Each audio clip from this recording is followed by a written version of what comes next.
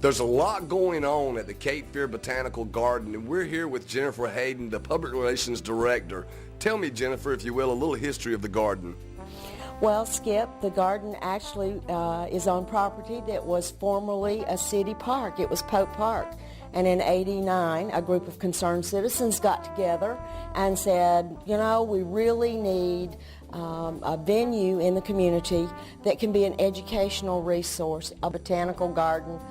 It's not just a pretty place to visit. It really is a learning facility. The property that we're sitting on now, the farmhouse that we're in, was brought to the garden in 1996. Our volunteer forces came in and restored it. It now hosts our office spaces, and will continue to do so until we build a visitor center. Jennifer, you had spoke about being a nonprofit. Would you like to elaborate on that? Yes, we are a nonprofit. We are a true nonprofit, grassroots in nature.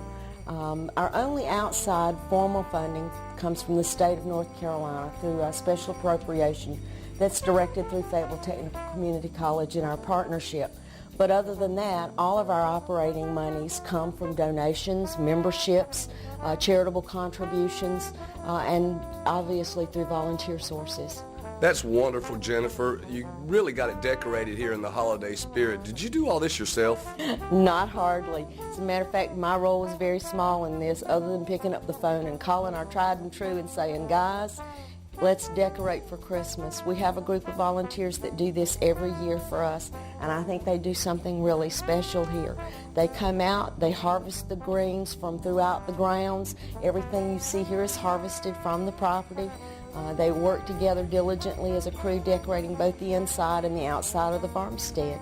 Hey, and believe me, if you haven't seen this, it's something that you really want to see. Aaron's waiting outside, and I think we're going to take a tour. We're here with Finley Brian, Director of the Botanical Gardens here. Finley, tell us what is going on out here today. Well, we are decorating for Christmas. Today is one of the days that our volunteers have come in.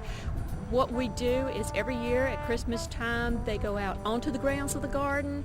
They collect and harvest some of the plant materials that are native to this region and bring them in and construct all of our decorations from those materials. So we have all of the kinds of things, loblolly pine, native hollies, some of the ferns, whatever, and they go in and bring those in and make garlands, make wreaths, tie the bows. And as you can see, they're busy doing that right now. Did this come from a certain century? Did you guys study on this, or how did you come up with this idea?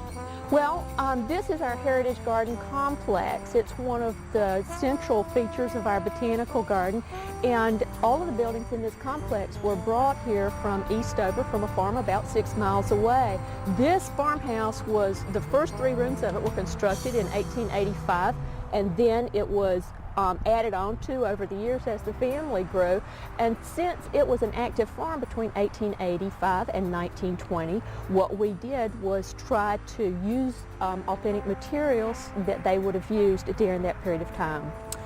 This is truly a memorable place, and we hope that all of our viewers take this opportunity to come out and experience the history of Fayetteville right here at the Botanical Garden. Boy, what a tour as the outside becomes the inside decorations. Tell me how they do that, Jennifer. Well, it's we have a very, very liberal volunteer policy here.